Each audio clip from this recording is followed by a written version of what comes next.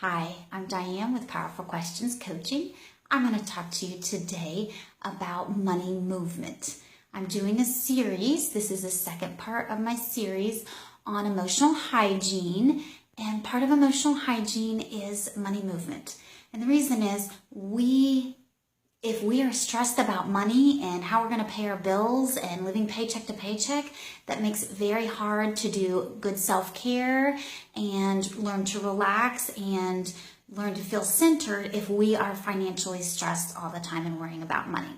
So what I want to do is kind of talk about how money movement can help us improve our emotional hygiene.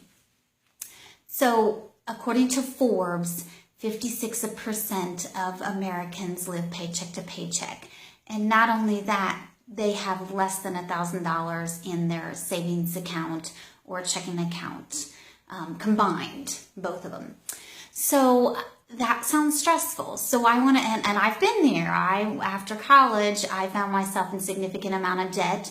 And I met with a financial counselor who basically said, at this rate, it's going to take you, I want to say it was an astronomical 20, 30 years to get out of the debt I had at the time from going to college and building up some charge card debt. So I understand the stress that it caused. It caused me a lot of stress to the point where I had to move in with friends because I couldn't really afford my own place.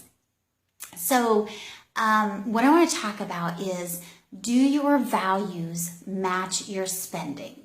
So if I were to have somebody look at my charge card or debit card, do my values show up in that?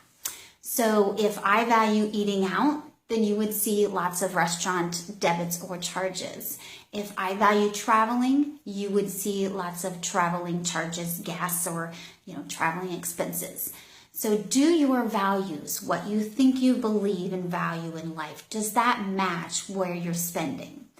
A lot of times we may not even know our values, what we do value. We may just be kind of caught up in this is what people do, so we do it. So what you may need to do is start by looking at your values. What do I value? And then look at, does my charging or my spending habits reflect what I say I value?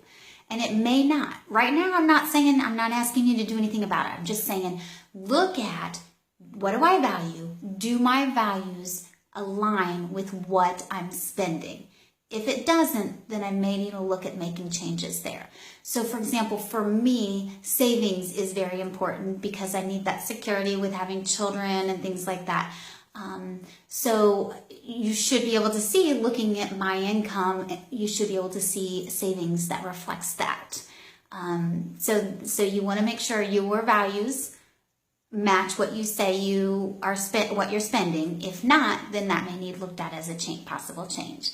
Thank you for listening to Diane with Powerful Questions Coaching on my series of emotional hygiene.